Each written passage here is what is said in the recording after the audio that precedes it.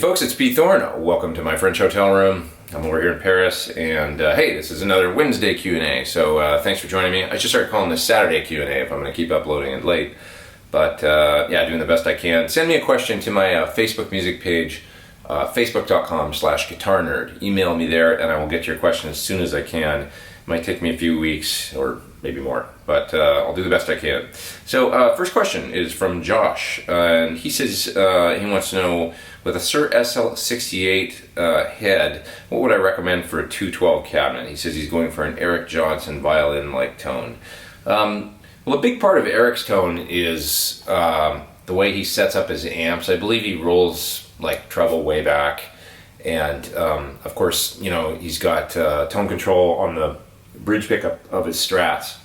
So, you know, he rolls that way back so you can warm up the bridge pickup. So there's a lot of other factors at play besides speakers. I know he's got his own brand of Eminence speaker out now, so you might want to look into that. It's like his model, it's an Alnico. Generally, Alnico speakers have a nice sort of compressed warm top end. And when I think of Eric Johnson, I think, yeah, compressed warm, you know, easy on the ears kind of top end. So maybe check out that speaker in a 212.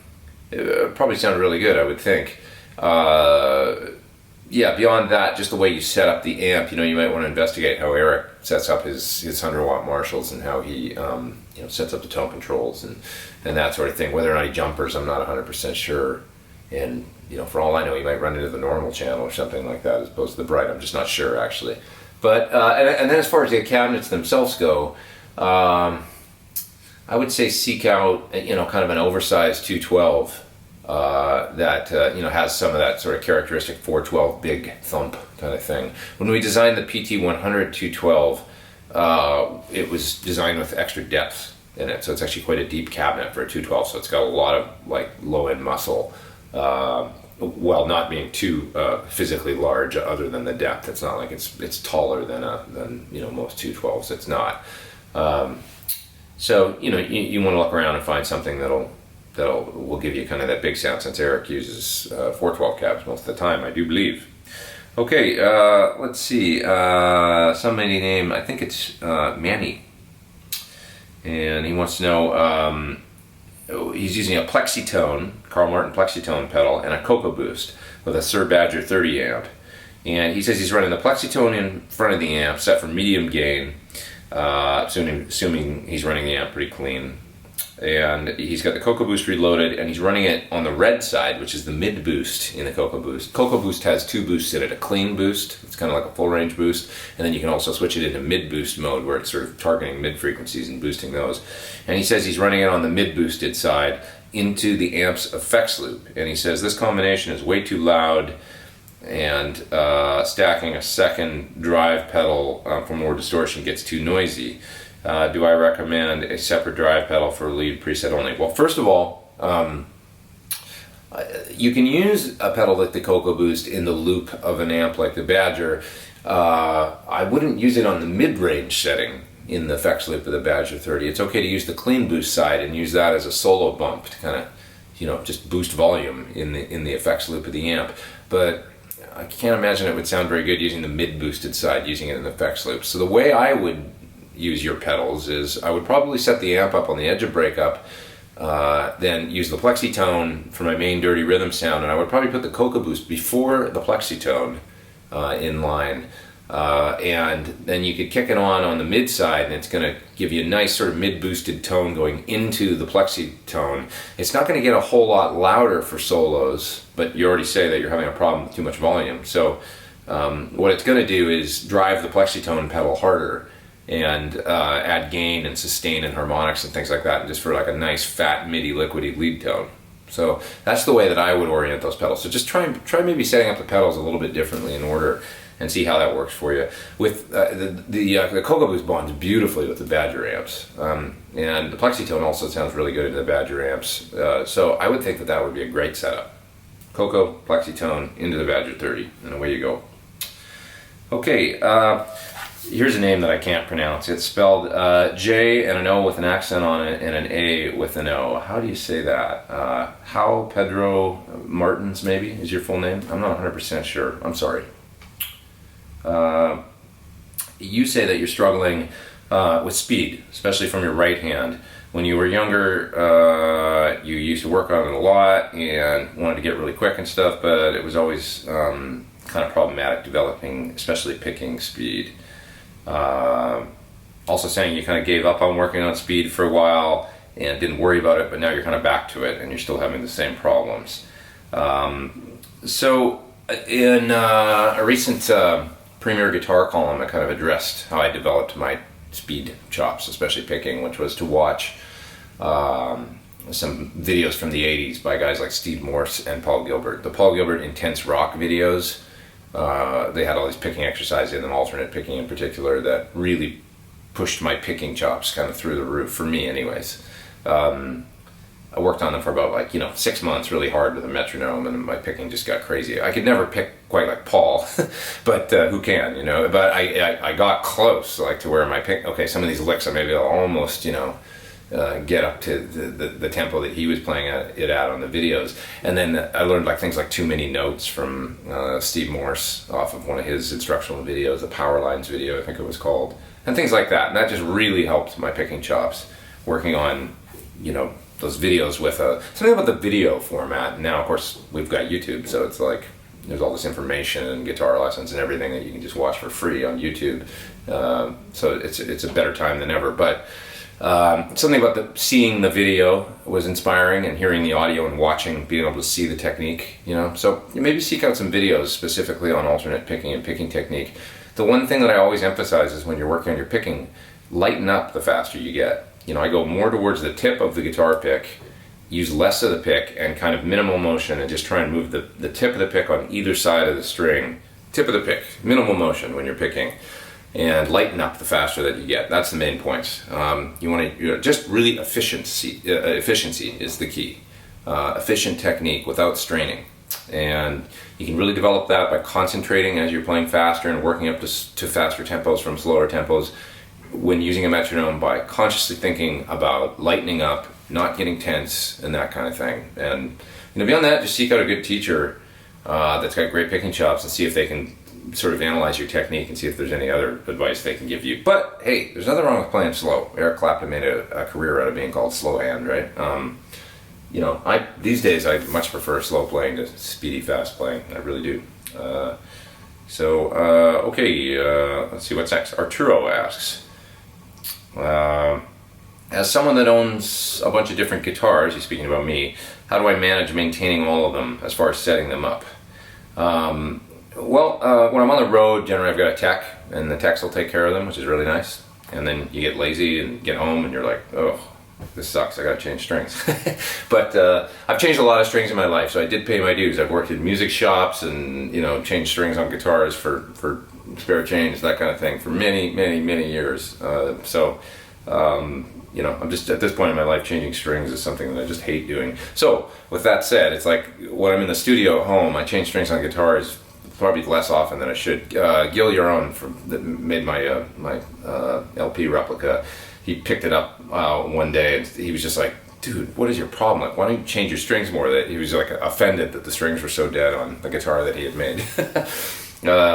I should change them more than I do.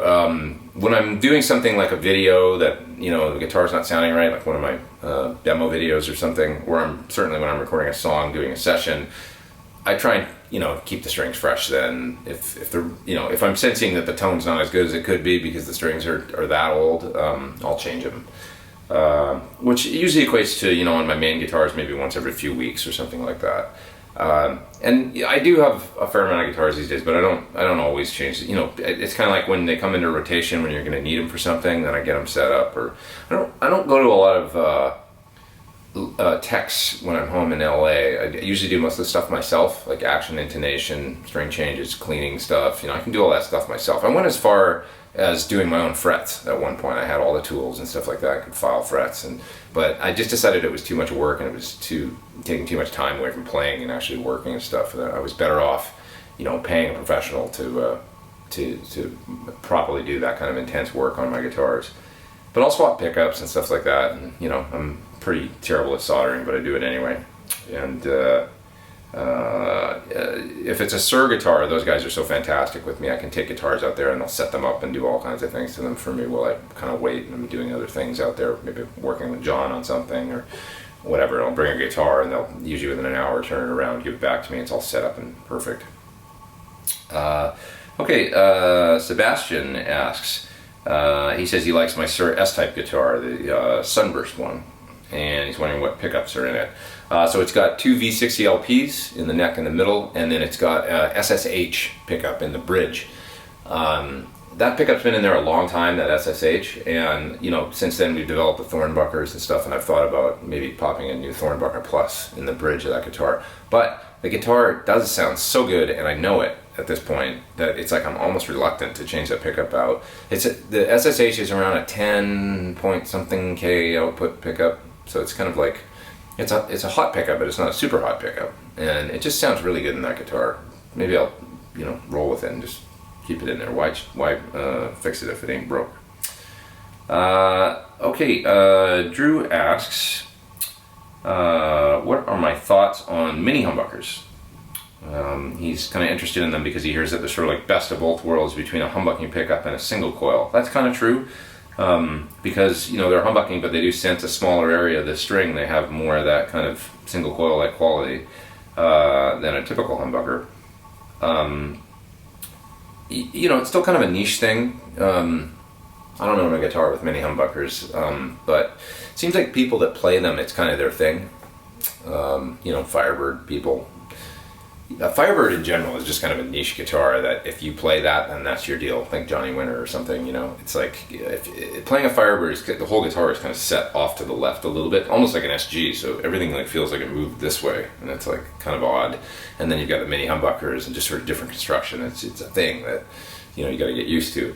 So you're also asking about other guitars that you could check out with mini humbuckers. Do I have any suggestions? Well, the first one that comes to mind is a Les Paul Deluxe. So Les Paul Deluxes have always had mini humbuckers, and there's plenty of them out. Gibson reissued the Deluxe after it was absent from their line for many, many years. It came out again in the maybe early 2000s or late 1990s or something like that. The Deluxe was out again, so they've made it ever since. So they're out there. You can find Deluxe. It's not nearly as common as a Standard or a Les Paul Classic or Traditional or even the Historics, but you see Deluxes for sure. Every Guitar Center, I'm sure, has one hanging on the wall. So give that a shot. The other guitar that's a great budget find, I think, is the Hamer. I'm not going to remember what the model is, but Hamer made a guitar for a number of years that's double cutaway, sort of Les Paul Jr. style, double cutaway looking body, and it's got two mini humbuckers in it and a stop tail style bridge. Those I'm sure you can pick up pretty cheap. Like I bet you can find them under $1,000, and that would be a great sort of way to check out the mini humbucker thing without making a huge cash investment, I would say. So look for those Hamers, used guitar shops or on eBay or something like that. Cool guitars for sure. Let's see. Nick asks, he's got a question about what I mean when I say timing delays, or when people say, it's a timed delays. What that means is the subdivision of the delay repeat, what note it's equal to. So, if this is a quarter note, if I'm tapping out quarter notes like that, then your delay repeat would go bang, bang, bang, bang, repeat with the, be set to, that would be a quarter note delay. A half note delay would be bang, bang, bang. Why am I making this sound? Bang, what is that? But you know what I'm saying. So eighth note delay, twice as fast as that. And dotted eighth, that's like the edge thing. Streets Have No Name, or the song Pride has that dotted eighth note thing coming back. So a lot of delays these days will have a tap tempo in them, and you can tap quarter notes on the tap tempo pedal, and then you'll be able to pick the subdivision of what a quarter note equals. So you can set the delay repeats to be dotted eighth notes or eighth notes or 16th notes or half notes or whatever you want. That's it. Timed delays. Callum asks, would I ever do some quick instructional videos like Tim Pierce does? I actually do have some instructional videos. I called them 5-minute lessons, and I don't know, there's maybe 5 of them or something that I did. I wanted to do more, but it's just like making these videos. You get caught up doing other things, and I'll do more when I have time because they're fun. But yeah, look up for some of my 5-minute video lessons. I did one on breaking out of the blues box, and kind of on chromaticism and adding notes in and around the blues scale and the modes in order to end up with kind of hybrid scale. What else? Alternate picking. There's a few out there that I've done on in the 5-minute lesson format. So look for those, and I'll do more as soon as I can. What else have we got here? Wendell asks about the Thornbucker pickups. He says he has a Les Paul. He's looking for a more vintage sound, but with lots of clarity, and a neck pickup that doesn't get muddy, and a bridge pickup that isn't thin sounding. Have I tried the Thornbuckers in a Les Paul or just on my Strat style guitars, and would they sort of do what you're asking? Yeah, they do. Especially, for sure when I think of the neck pickup, the Thornbuckers, it's crystal clear and has an almost like single coil kind of thing going on. A lot of clarity for humbuckers. That's what we were going for. Was nice clear tones, not like a mud bomb like a lot of Les Pauls I find are just kind of muddy and middy, and they're great for overdrive, but they sort of have no clean tone to speak of. So yeah, check them out for sure. The bridge pickup is not shrill at all. Was selected the magnets in the pickup and the line and all that specifically to make them balance perfectly. So set your amp up for a great tone, and it's going to work in the neck, middle, or the bridge position. Sound just terrific. That's what we were going for. Next question comes from Joseph. He says he's having a problem getting good live sound. He says, how do you get a good live sound without mics and a sound man? Sounds like kind of a big band. 2 guitars, 1 guitar alternates between pedal steel and regular 6-string, 3 singers, bass, drums, and piano. So that's a pretty big band. And you say you've really got time to do a sound check. And you play unmiked. So I'm assuming it's like there's vocals in a small PA or something like that, and the rest of the band is just using their amps on stage. Whether I'm micing an amp or not, I like to think that what you want to do is the band needs to settle in on stage around the drummer. So the drums are an acoustic instrument. They're the loudest acoustic instrument. As loud as they are, what you want to do is set your guitar amp, bass amp, keyboards, things like that on stage to kind of come up around the drums and make a nice sound. So you can hear everybody in the band, nobody's too loud, and it settles in, fills in the mids and all that nicely around the drum kit.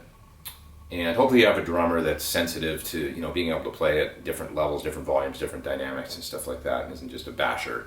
So that's what I like to do. So in order to do that, it's like, and this goes for if you've got the guitar amps mic'd or not. I mean, even before the PA is on, even in theaters and stuff like that, I like to walk around in front of the stage playing my guitar, or maybe have somebody else playing my guitar, and I just listen to my amp and listen to the bass player and the drums and stuff. Make sure the sound is all balanced coming off the stage. And then if you do have a PA and your amps are mic'd, the PA just serves to kind of balance around that and bring the vocals and blend in some guitar and all that kind of stuff and blend everything in around that stage sound. Obviously the bigger the place that you get, the more that the PA is going to become a big part of the overall mix. But yeah, so balancing the sound around the drummer is the thing. Nothing drives me more crazy than when you get those sound guys in clubs that want you to turn your amp down so low that it's like 1/3 the volume of the drum kit. And I'm just like, that doesn't make sense. This guy's like this loud. We need to come up to that volume. Some sound guys, they just don't, I'm convinced they just don't like mids or guitars or something, but you can't tell the drummer to turn down. So it's like you need to get the band balanced around the drums. It just makes sense to me, acoustically. You don't need to be any louder than that, but it's nice to get in around the drums. That's why I got a 30 or 40 watt amp is a great thing. Even like a Fender Deluxe Reverb up to say an AC30. Those things settle in around a drum kit just beautifully. So anyway, once you do that, yeah, just walk around in front of the stage and listen and make sure that everything's sounding cool and balanced. If only the vocals are in the PA, there's nothing else you can do beyond that. Maybe have a friend walk the room while the gig is happening and give you some feedback. Come up after a song and say, hey, you need to turn up or down. But that's kind of the best you can do. But just that band settling in around the acoustic volume of the drums, that's kind of the best advice I can give. Next up, we've got Kyle here. This is going to be the last question for today. Kyle says he's a huge fan. Thanks, Kyle. And he's got a question regarding his recording setup. He's using kind of a load box and interface and computer setup to record his amps at home.